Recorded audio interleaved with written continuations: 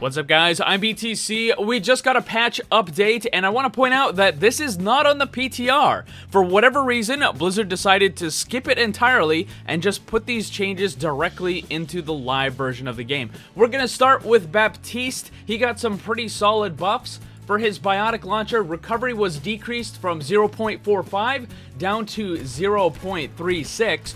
The random spread was removed, and damage fall-off range now begins at 25 meters, up from 20. So the thing is, he still definitely has that recoil where when you attack, it moves up a little bit.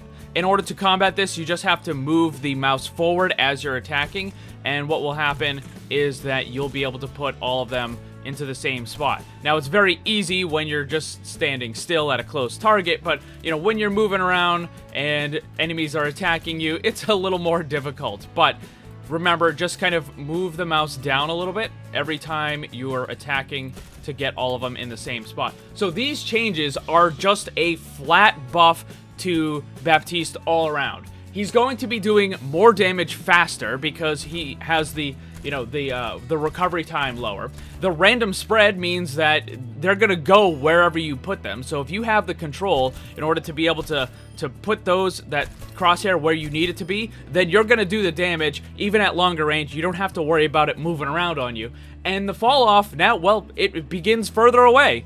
This was pretty unexpected. I don't think Blizzard really said anything about them changing Baptiste anymore. They also just nerfed the character by reducing the health on the immortality drone. Maybe they felt that they needed to compensate for that nerf a little bit, and instead of just making, the raw utility of the immortality drone, they decided, well, we're gonna give him a little extra damage. But in either case, those are some pretty nice buffs for Baptiste. Definitely going to be much more useful in the upper bracket, but still, overall, solid damage increase overall. For Torbjorn, it's a little bit easier. The only thing they changed was his ultimate cost was reduced by 10%. So, I mean, not much to say about it. You're just going to get your ultimate 10% more often.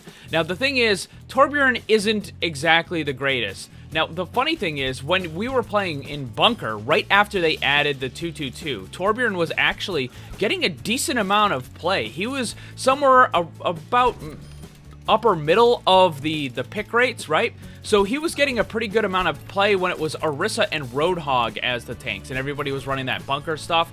But once Sigma came out, and once they had the double barrier, well, everything just kind of went away. Torbjorn simply does not have the damage output or the utility needed in order to be effective during that double barrier situation. So, unfortunately, this is a nice buff to him, but it's not really going to affect a whole lot because, again, the meta that we have right now is just not very good for him.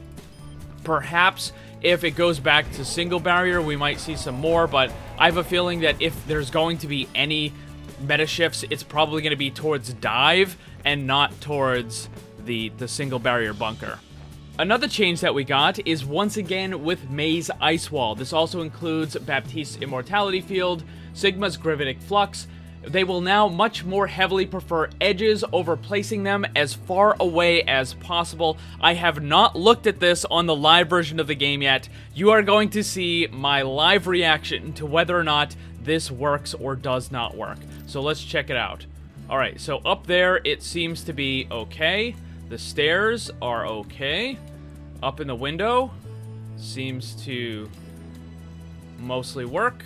And on the ledge, it works at this distance, but right here it's broken. So I have to aim at the wall over there in order for it to hit the ledge. That's the issue. That's what's going on here. So what you're seeing is it's not trying to put it on the ledge. What I have to do is I have to look at the wall over that corner right there. Right there. I have to look at that in order to put it on the ledge. Alright, so that works. But like it seems like, so like right there it works, but if I move a foot to the right, it doesn't. Works? Doesn't work. Works? Doesn't work. Works? Doesn't work. Works? Doesn't work. Blizzard, what are you Blizzard, what are you doing? Come on.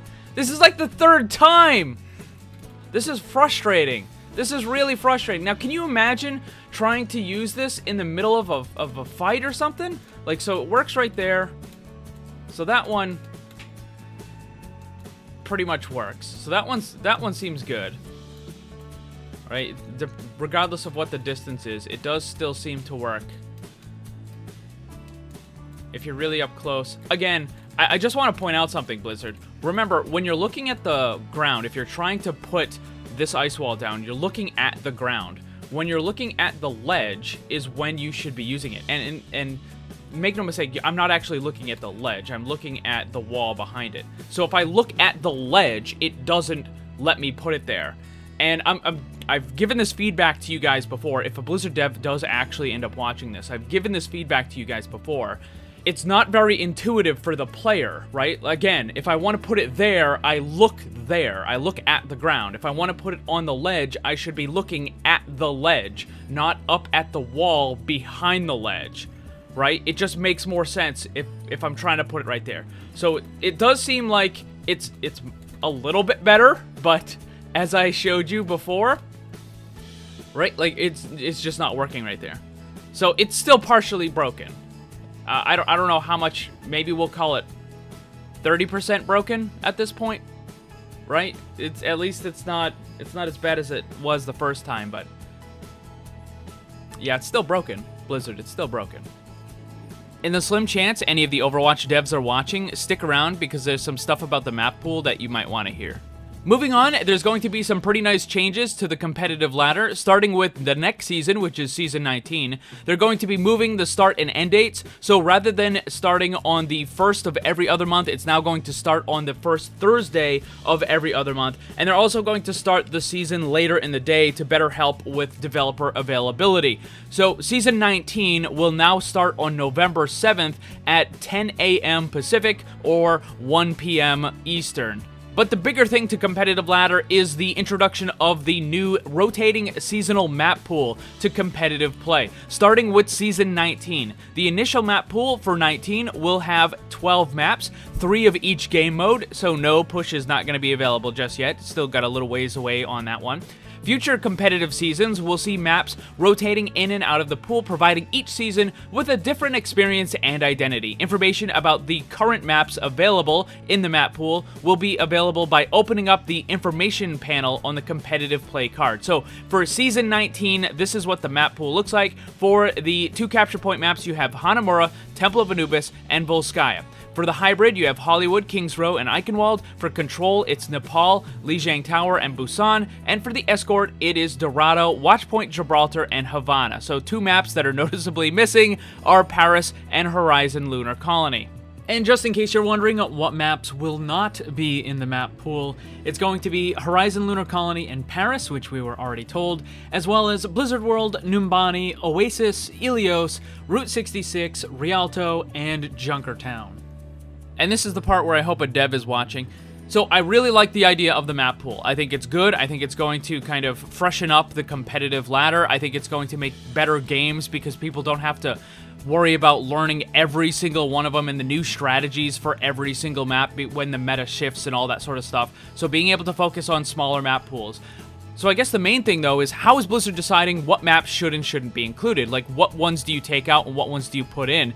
Because, credit where it's due, all of the maps are pretty balanced. When I'm talking about the win-loss ratio for the attackers and defenders, it's close to 50-50 on every single map, and that's really good.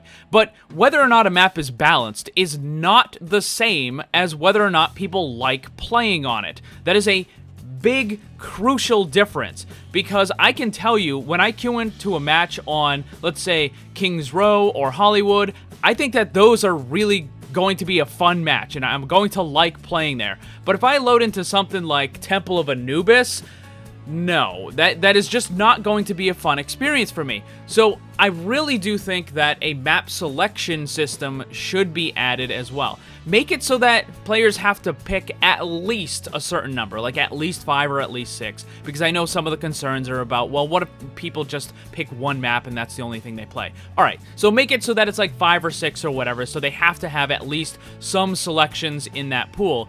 Because the thing is, I guarantee you that certain maps, like Temple of Anubis, are going to have very high avoid rates by the players. And it's not because the map isn't balanced, it's because it's just not fun, and because people don't like playing on it. And like, what is Blizzard using right now in order to decide what maps should and shouldn't be included in the map pool? You can't really just go by the forums or you know, some other places, because that's just a very, very, very small sliver of the player population. You really need to see the results from people in-game choosing what maps they want to play. And I know it might feel bad seeing, you know, some of your maps that you work so hard on and nobody wants to play them, but the thing is, I mean, ultimately it's about improving the game, right? And if people aren't having fun in certain maps, then you need to change the maps. It's as simple as that. So there you have it, guys. There are some buffs for Baptiste Torbjorn, the changes to Maze Ice Wall, and the new map pool.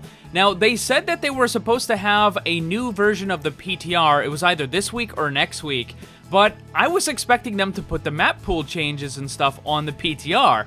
But if they're putting all that stuff just directly into the live version of the game, then what are we going to see on the PTR? More balance changes? A new hero? Probably not. It would be nice, but probably not. Anyways, what do you guys think about the changes to Baptiste Torbjorn, the Maze Ice Wall, and the map pool? Let me know down below. Thanks for watching, and if you'd like to see more, subscribe and hit that bell so you don't miss anything. Also, come hang out in my Discord server and my Twitch live stream. Special thanks to my Patreon supporters. If you'd like to see what kind of cool VIP rewards you can get, check the links down below. And remember, always, always blame the controller, because it's never your fault.